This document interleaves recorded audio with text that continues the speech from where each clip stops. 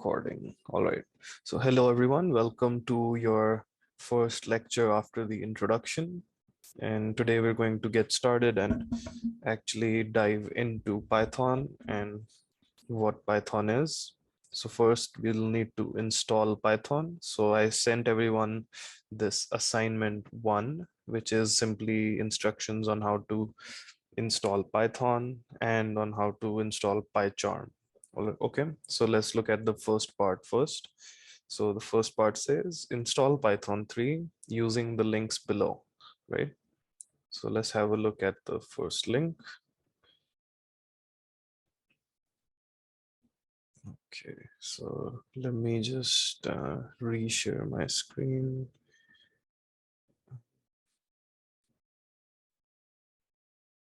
All right, so when you click the first link, this is what you will see, okay? So you can scroll down over here and here you will see the table of contents, and in here you can look at the OS you are running. So for example, if you have Windows, you can click on the Windows one, but there's also ones for Mac OS and Linux.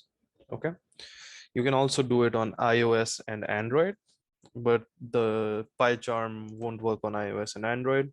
You might be able to use other interpreters or IDEs, but I would recommend you do it on a PC, on a Windows or Mac OS or Linux, right? So anybody have any questions up till now?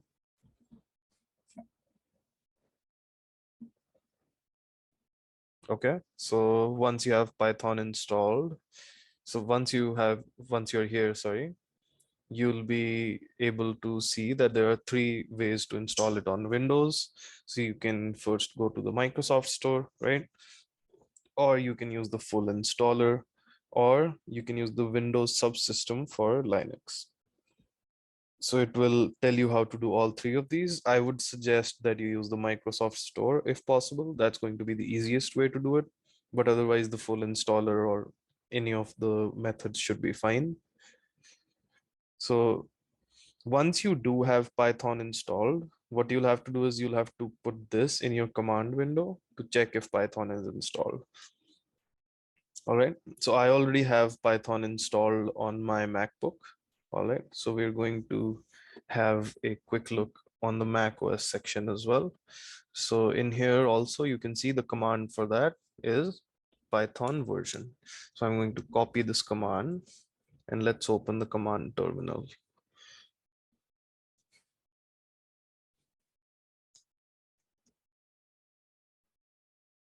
Okay, let me share my screen again. And there we go. So everybody should be able to see the command window. Let me see, can I make it bigger?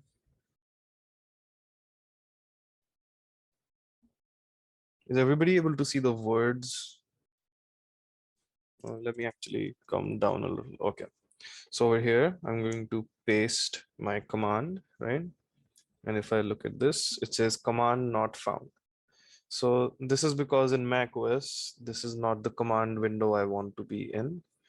I actually have PyCharm installed. So when I go into the PyCharm IDE over there in the console, I can run this, and over there we will be able to see that Python is installed. Okay, so let's have a look at that. So let's go back to the assignment. All right, so we had a look at how we can install Python. It's going to be really straightforward. You just need to follow the steps, and if you have any uh, issues during the installation, please feel free to send me an email, or you can also look up your issue online. Stack Overflow is a really good question answer website where people usually have these kind of questions answered.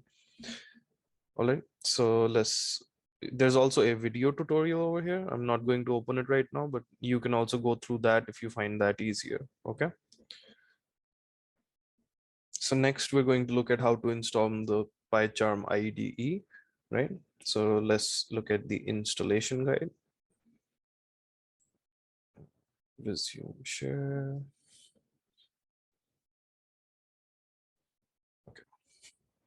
So this is what you'll see when you click on that link, right?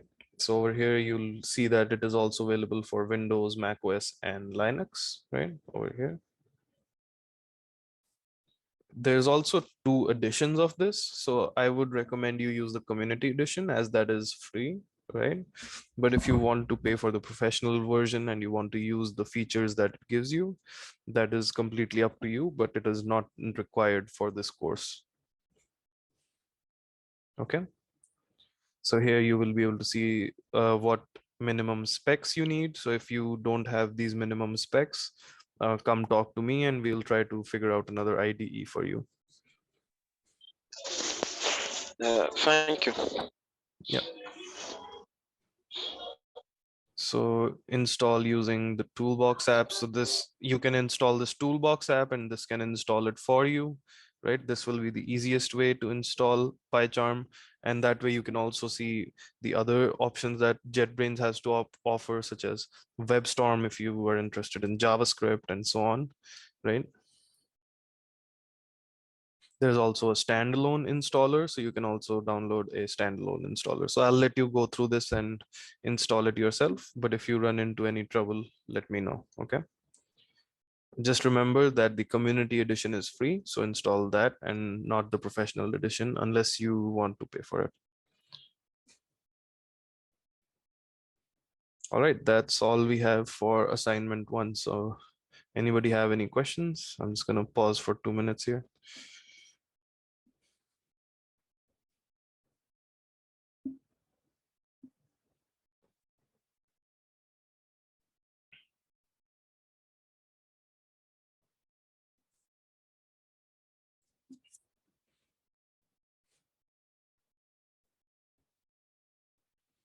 Also, I just wanted to add that there has been some issues with my Zoom account. So at 30 minutes, the meeting might end, but don't worry about that. I'll start it again and we'll start recording again and I'll join those two videos and put that up as one. But yeah, if that happens during this meeting, I apologize and I'm working on fixing that. All right, doesn't look like we have any questions on assignment 1 as of now. So, um, so somebody said they succeeded on installing Python on their Android phone, but I don't have a computer and they can't install PyCharm. Is it possible? So PyCharm is not possible to be installed on an Android phone. It's not meant for a smartphone. It's meant for a desktop environment. We can after this class we can look into some possible solutions, but I would recommend that you find a way to access some Windows machine or a Linux machine. That way it would be easier for you to just be able to type as well, because um, Python files can be really long and typing it on your phone can be tiresome. Yeah. Any other questions or any follow-up questions?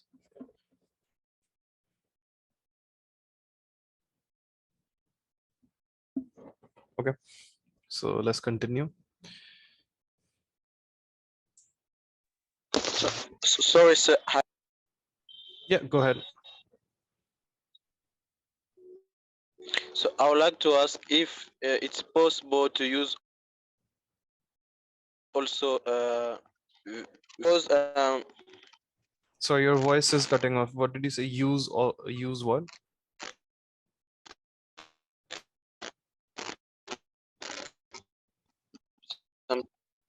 Can you? I this code another ID. So to use so only I'm having a hard time hearing you. Your voice is breaking off. Can you type your question?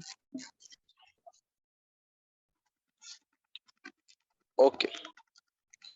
Thank you.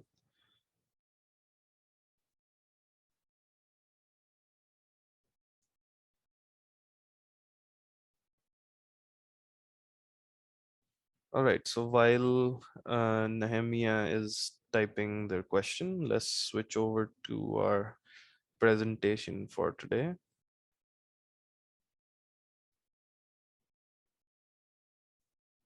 All right. So today we're going to be doing data types, variables, and operators in Python, right? So before we dive deep into that, let's just switch over to our PyCharm window and have a look at what we wrote last time, right? So if you remember from last class, we wrote a one-line command and the command name was print, right? And in the bracket, we have what we want to print out. And then in that, whatever we put in the bracket gets printed out over here in the console, right? So, all right, let's just have a look at Nehemiah's question real quick. So for this class, we're using only PyCharm. What about other IDE? So you can use other IDEs instead of PyCharm, but personally, I'm familiar with PyCharm the most, and I also believe it's the best for Python. But if you do want to use something else, such as Anaconda, even that is really good. If you want to use VS Code, that's good as well. But I would suggest that you use PyCharm so that it's just consistent for everyone throughout the class and you don't face any issues that nobody else is facing, right?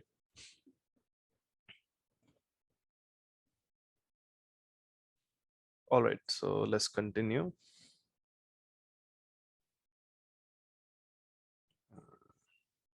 All right, so let's go back to our presentation over here. So the first data type that we've already actually seen one of is a string.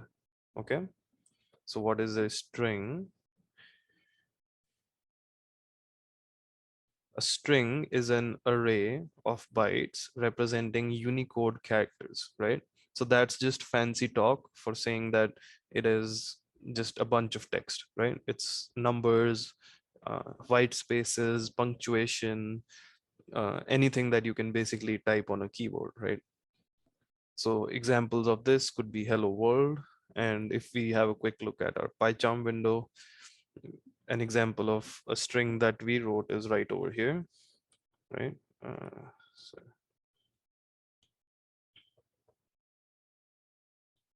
so this over here is a string, right? So how do we denote a string? We put two quotation marks, right? A double quotation mark.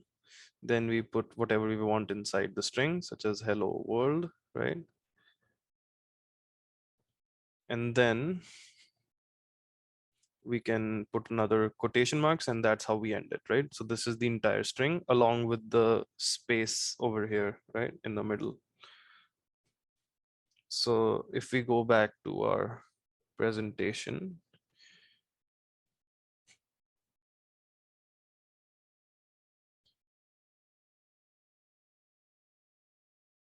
so if we go back to our presentation over here, we can see that we can also use single quotation marks, triple quotation marks, or triple double quotation marks, right? So all three of these will do the exact same thing. Now there's a special difference when we're using these triple quotation marks compared to just these single ones, right? And I'll talk about that a bit towards the end if we have time, okay? So for now, all you need to know is that if you put quotation marks and they match, anything you put inside that is a string, okay? And these strings can be printed out by using the print command, as we did in the PyCharm window over here, right? We used print, then parentheses or brackets, and then inside the brackets, we just put a string, right? And how do we put a string? We put quotation marks uh, around the text that we want as our string, right? So this piece of text, hello class, is a string. Clear? So somebody said they can't hear me properly. Is everybody able to hear me okay? Just drop a quick yes in chat or no if not.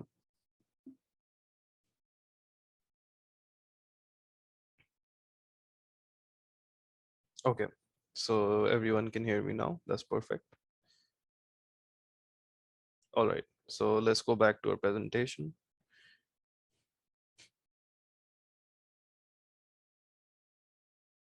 Okay, so we were talking about strings, right? So strings are between quotation marks and they can be any text. So punctuation marks, spaces, numbers, alphabets, anything, right?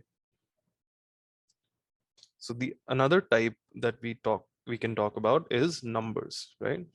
So a number can be, for example, an integer, right? So these use the built-in function called int, right? We also have a built-in function for string called str, okay?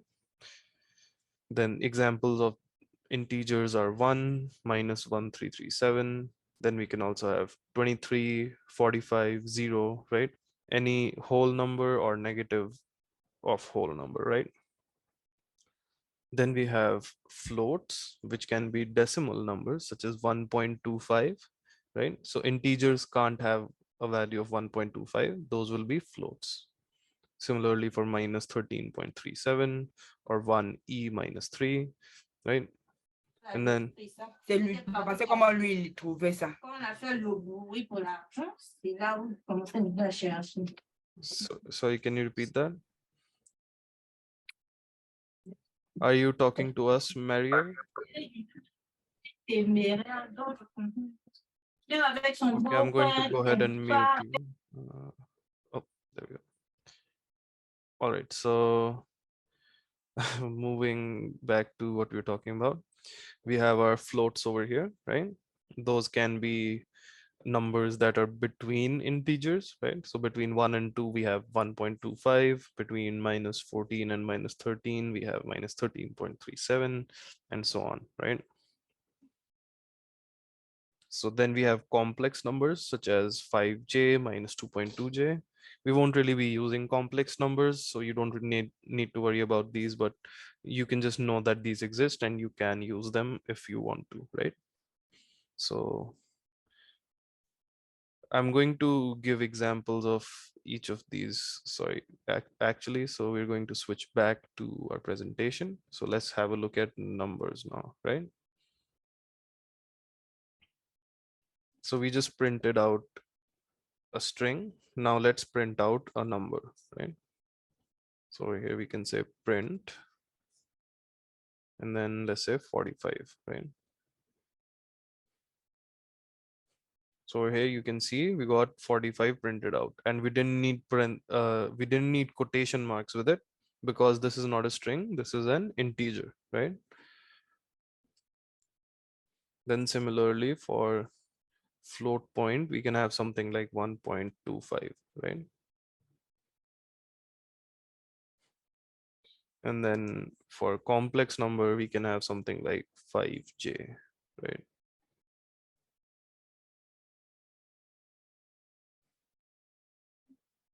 All right, makes sense.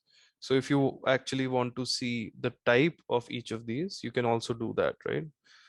So let's say I want to see what type 45 is. So I say type of, no, give me a second, sorry.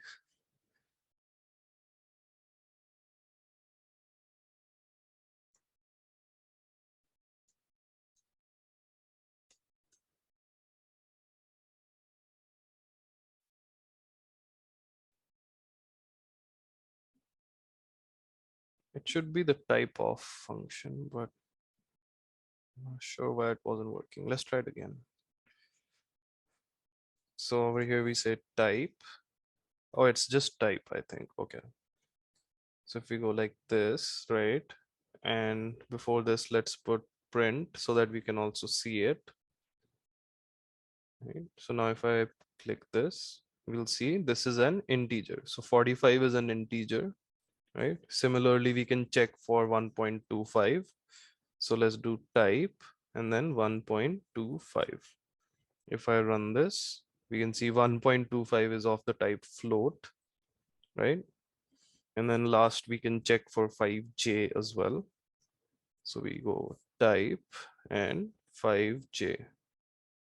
Right? If we run this, we'll see 5j's of the type complex, right?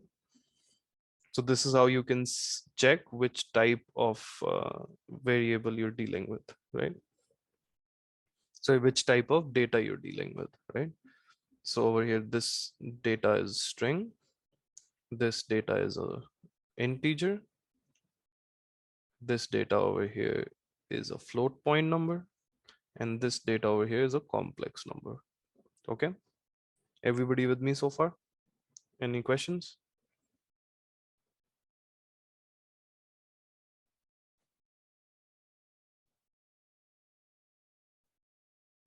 Okay, if you have any questions during the presentation, please feel free to put them in chat. Okay, I'm going to keep moving since I didn't hear anything.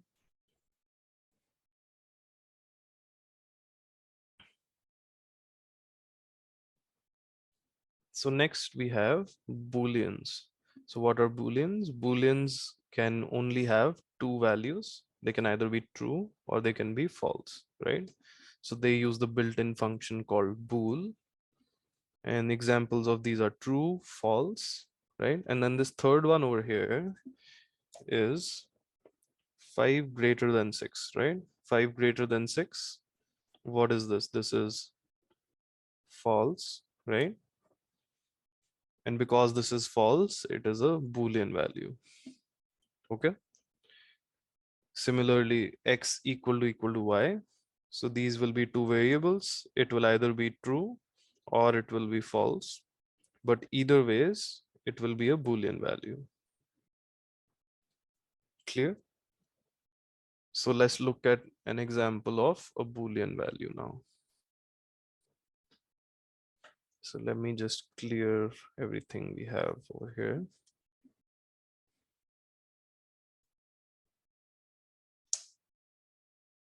All right, so let's print out true first. Okay.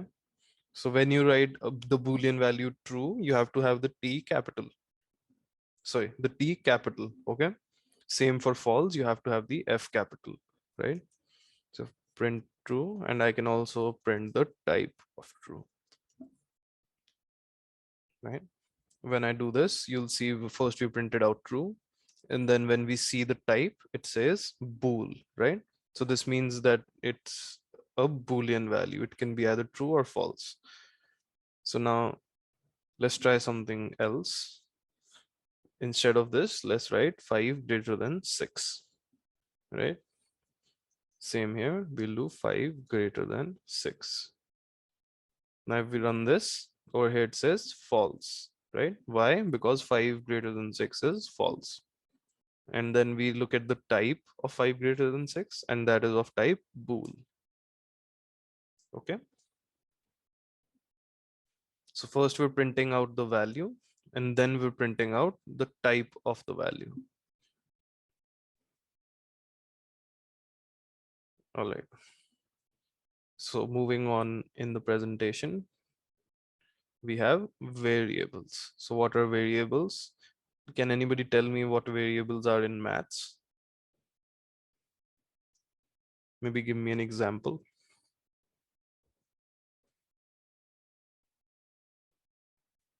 No?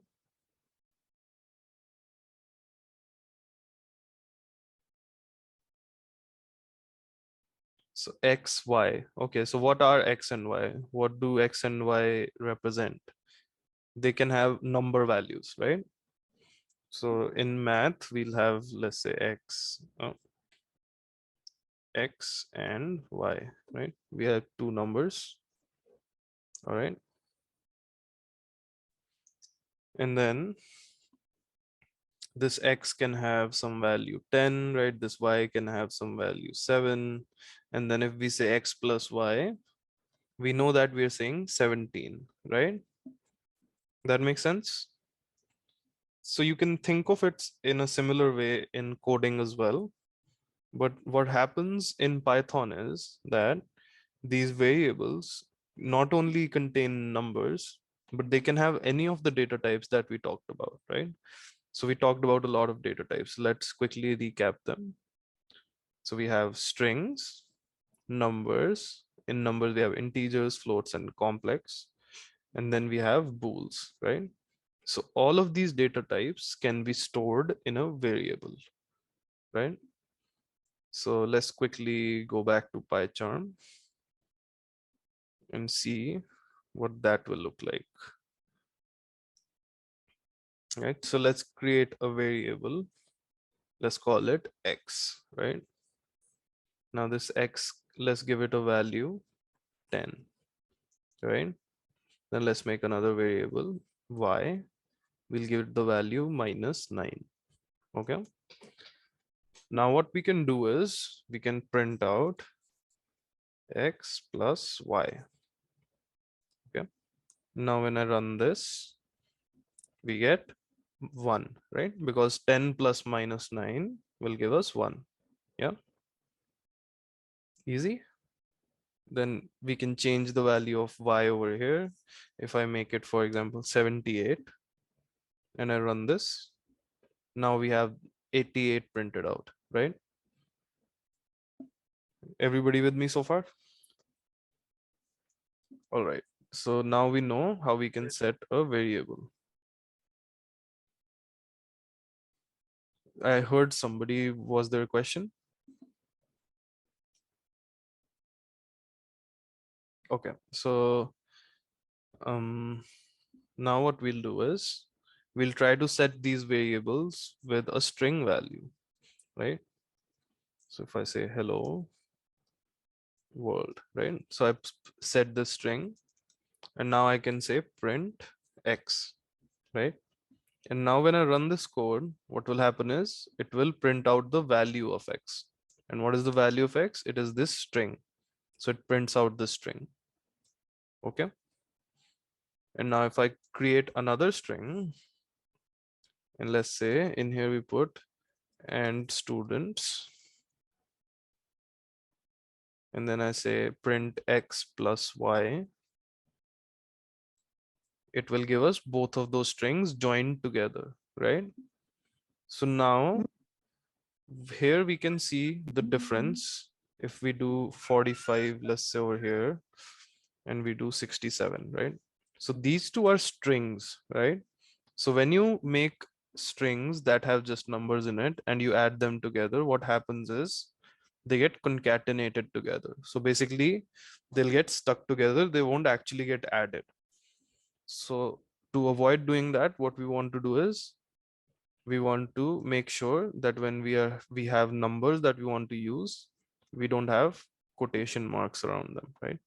So if I do this instead, now it will actually add them instead of instead of just joining them together, right? So this is what we want to learn about variables. So another thing we can try to do is we can try to add a number to a string.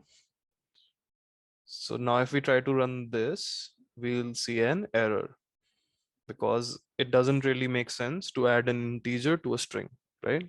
So you can only add integers to integers or numbers to numbers actually, and strings to strings, right? All right. So let's go back to the presentation. Okay, so all right, so we have variables over here. As we can see, there's some more examples. You can also set a variable as a Boolean value, right? You can also set it as a complex number or a float point number, anything you want, right? Then we have arithmetic operators. So we already looked at the first one, which is the addition operator, right?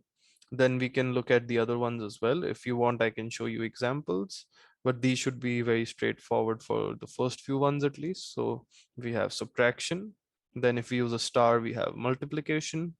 If we have the slash, we have division. Then for the percentage sign, we will have modulus.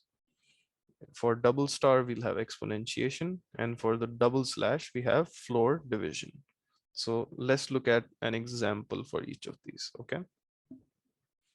So let's create x equals 45 and y equals, let's say 3, okay? So first we'll add it, then we'll subtract it.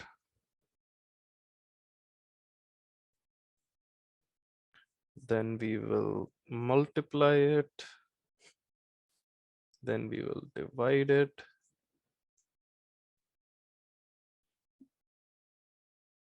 And then what else was there? Then we have the modulus function, right? Then we have exponentiation.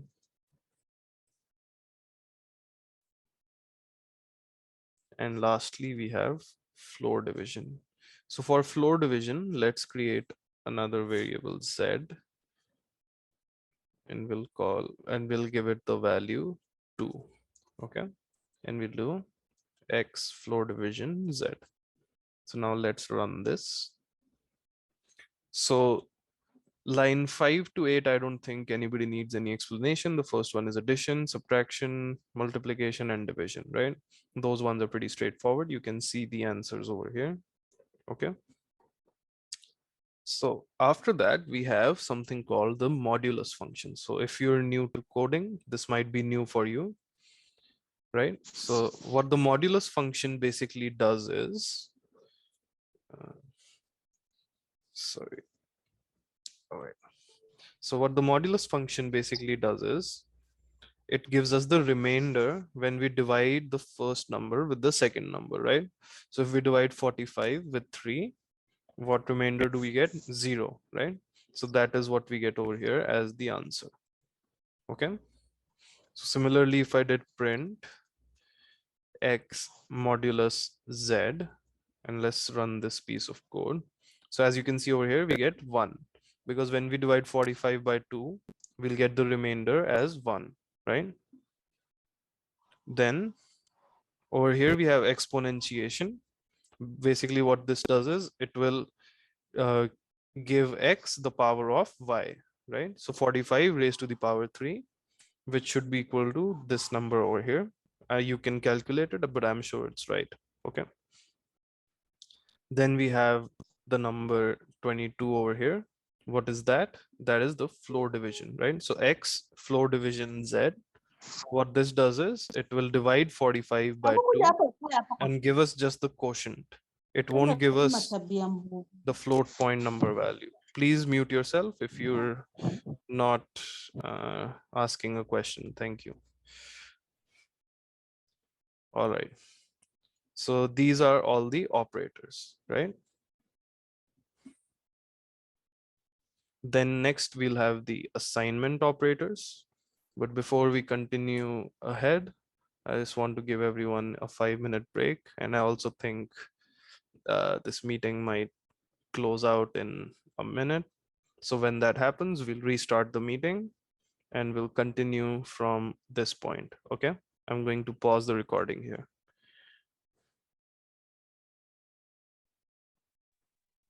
Okay. All right, so welcome back everyone. Hope you had a good 5 minutes. We're going to get started again. So we have assignment operators up next, right? So assignment operators, we already looked at the first one, right? That is the normal assignment operator. What we use that for is to simply set the value of a variable, right? So let's look at our PyCharm window. So here we can see we set x to 45 using this assignment operator, right?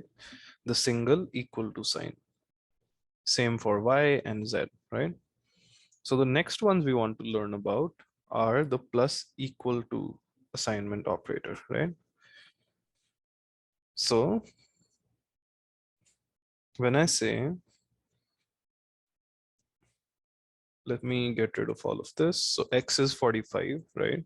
And I say y, and sorry, I say x plus equals 5, right? So let me print x before that. So before I do the plus equals thing, I'm going to print x over here. And then we're going to print x again after we do it, okay? So now when I run this code, you can see first it was 45 and now it is 50. So what plus equals to basically means is this is the same as saying x equals x plus 5. Now you must be saying that this looks kind of like weird, right? How can x be equal to x plus 5?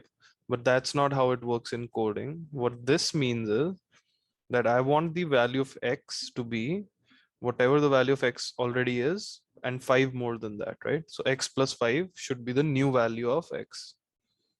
And that when we want to shorten it, we can write it like this, right? Is that clear?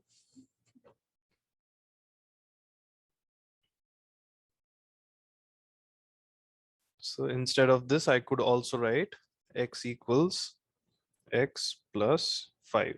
It would do the same thing, right? If I run this, we have the same thing again, right? We have 50 because the new value of x is 50. The value of x over here was 40, right? So how I like to do this is by doing something called a dry run. So what a dry run is, I first go to the first line of the code, right? And I start from there. So, okay, so first line of code is x equals 45, right? So let me make a box that represents the variable x, and the value that is inside it right now is 45. Right now we're at line 1, right? Line 2 is empty. We can go to line 3. So now on line 3, we have print x. So let me make an output window for my dry run, right? So when I say print x, it will print the value of x. So it prints out 45, right? Then we go to line 4, it's empty. Then we go to line 5. What does line 5 say? Line 5 says the new value of x is the old value of x plus 5, right? The old value of x was 45 plus 5 is 50. So now the value of x is 50. Then we go to line 6, which is empty. Then line 7, where it says print x. What is the value of x? It is 50. So now we print out 50. And that is what happens over here in the output window. That makes sense?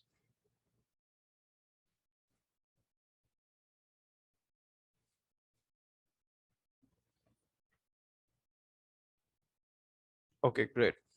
So let's go back to our presentation and have a look at some more assignment operators, right? So next we have minus equals, right? So over here on the right, you can see what this means, right? So we already just had a look at this operator over here, x plus equals 6, right? And this is the same as x equals x plus 6. Then over here we have x minus equals 2, and over here it is the same as x equals x minus 2. Same for x star equals 2.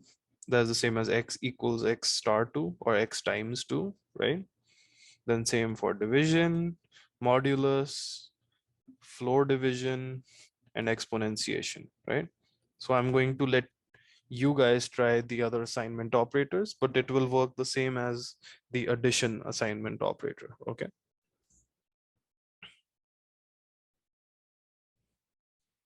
If anybody wants me to do any of these examples, put them in the chat, otherwise I'll move on.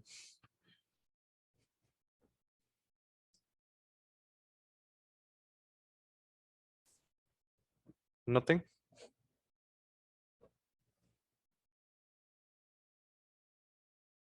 Okay, so let's move on for now. Oh, we have something in chat. Okay, please do plus equals. All right, so plus equals is just what we looked at. So that's perfect. Let's go back to our example, right? So do you understand what this does? What this line is doing? X equals x plus 5, right? This line basically means we want the old value of x and then we add 5 to it.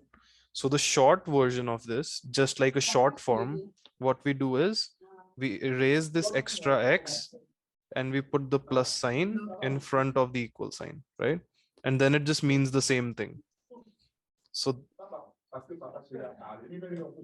this line, okay. If you're not asking a question, please put yourself on mute. Thank you. All right. So this line 5 is the same as if I said this, right? So line 5 and line 6 will do the exact same thing. they will add 5 to the existing value of x and then store that in as the new value of x. Okay. So similarly, if we have x star equals 2, for example, this will mean the same as x equals x times 2. So the old value of x times 2 is the new value of x. Okay, great. So let's go back to the presentation. All right, so now we have the assignment operators, right? What is the assign? So sorry, these are continued, right? So we looked at some of the arithmetic ones. So Soha wants me to do a floor division one. So let's have a quick look at that as well, right? So right now we have x equals 45, right? So if we try to divide this by 7, so let's just quickly do that by hand over here, right? So if we have 45 and we try to divide it by 7, we have 6, right? We put 42 and then we get the remainder as 3, right? So if I try to do x equals x and then floor division by 7, the new value of x should be 3, right? So if I run this, we see that the new value of it is 6. Sorry, this gives us the quotient, not the remainder. So the new value will be 6, not 3, right? We're looking at this value, not the remainder. The remainder is from modulus.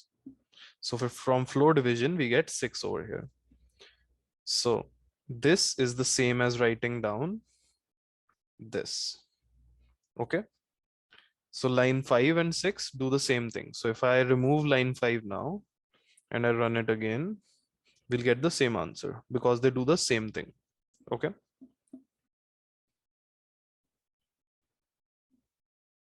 All right, so let's have a look at some more assignment operators. So over here we have some logical operators. So these ones are more for bitwise operations. So these definitely are more in depth in computer science. And for this, you need to have more knowledge about signed integers. But for Python, that is really not necessary. And I don't think you will ever need to use these during this course. So for now, you can just have a look at these and know that these exist, but I don't think they will be of any use to you. Okay. If for context, if you want to know, the first one will be AND operation, then it will be an OR operation. I'm not quite sure about the third one, but the fourth and fifth one are left shift and right shift. Okay. So let's see what we have next. Next up, we have the comparison operators. So we already had a look at the greater than operator. Remember when we did 4 greater than 5? So let's have a look at all of them now, right? So the last 4 should be quite straightforward, right? The greater than, less than, greater than, equal to, less than, equal to. But let's have a look at all of them in PyCharm. All right, so let's create 2 variables. First one, let's call it x, give it the value 2. Let's make y, give it also the value 2.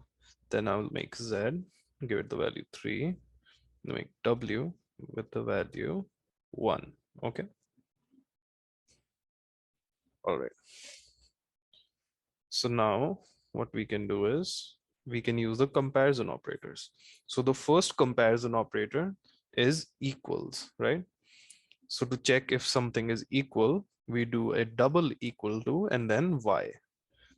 So why we use double equal to is because we already have the single equal to, which means that we're assigning the value, right? We don't want x to get the value of y. We want to see if they're equal. So they created something different, which is the 2 equal to signs. Okay. So if I try to print this out, we get true. Why do we get true? Because x is equal to y, right? Now, if I try to compare, for example, x equals to z, this comes out as false. because x is not equal to z, right? Then similarly, we can look at the not equals to, right? And for that, you just have an exclamation mark and then the equal to sign and then y. So if I try to run this code, this will be false, right? Because x not equal to y is false because x is equal to y. Then we can also check for two values that are not equal. So for example, x not equals w, right? If we try to run this, we'll get true because they're not equal. Then similarly, we have greater than, so x greater than w. We run this, we get true, right? And then we can also see x greater than equal to w, it will still be true, right? And then similarly, you can also check for less than and less than equal to, and those are our comparison operators, right? They give us Boolean values, which are true or false.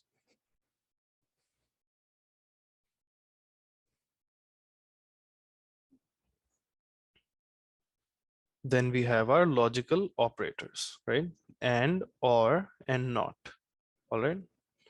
So let's have a quick look at those as well. All right. So we already made our 4 numbers over here. Now let's try to use them for something a little different, right? So if I try to print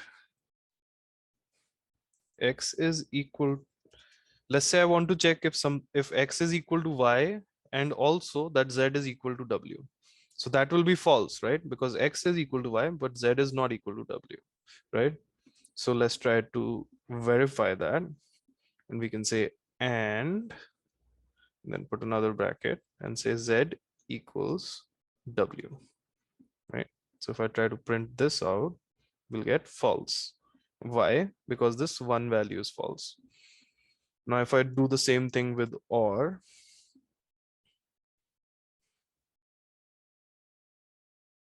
I will get true. Why? Because for an or statement to be true, only one of them needs to be true, right? And if I do this, if I say not x equals to y and print this out, this comes out as false. Why? Because x is equal to y and this small statement is true. But then if I reverse it using not, then we get false. Okay. So these 3 keywords can be used to play with your Boolean values to have them interact with each other, right? So now I'll quickly make a truth table for you to see how and or works, right? So and, right? So for and, let's say we have x and y, right? Then we'll have values for both of them, right?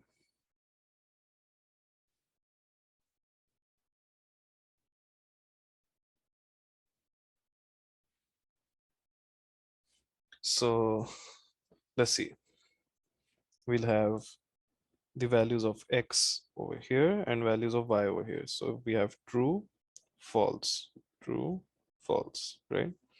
So when both x and y are true, only then we get x and y as true. Otherwise, they're always false, right? Similarly, if we make a table for y,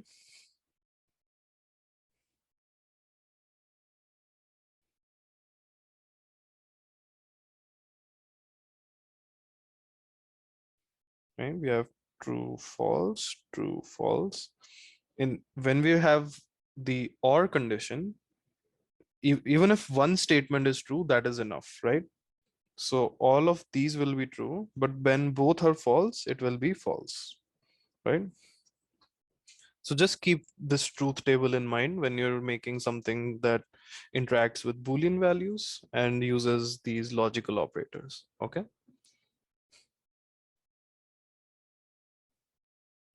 Then we have our identity operators, okay?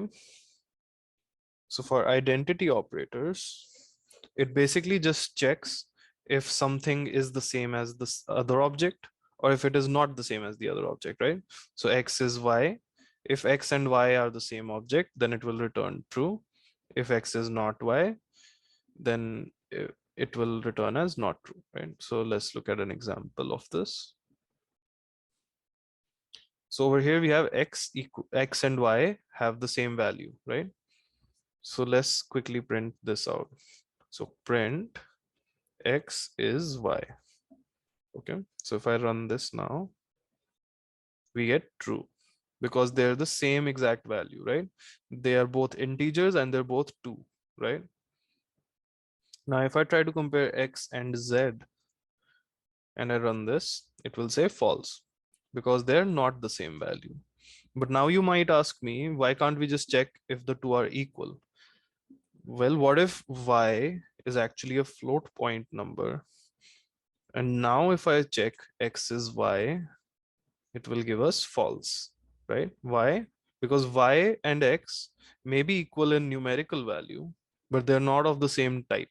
That is why they're not the same object, right? So this is where it is different from the equal operator, right?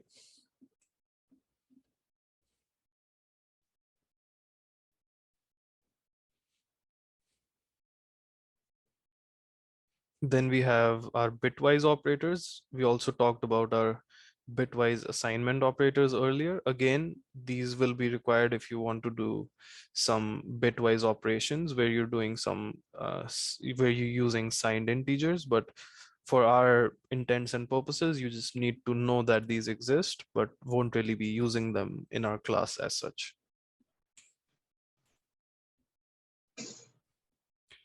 All right, so that is all I have for today's lecture. Over here, we have a few more reading points. I'll be sending these lecture slides to you as well, so you can have a look at that. Okay. And yeah, that is all. So if you have any questions, feel free to stay back, put them in chat or unmute yourself. But other than that, I'm going to stop recording and you're free to go.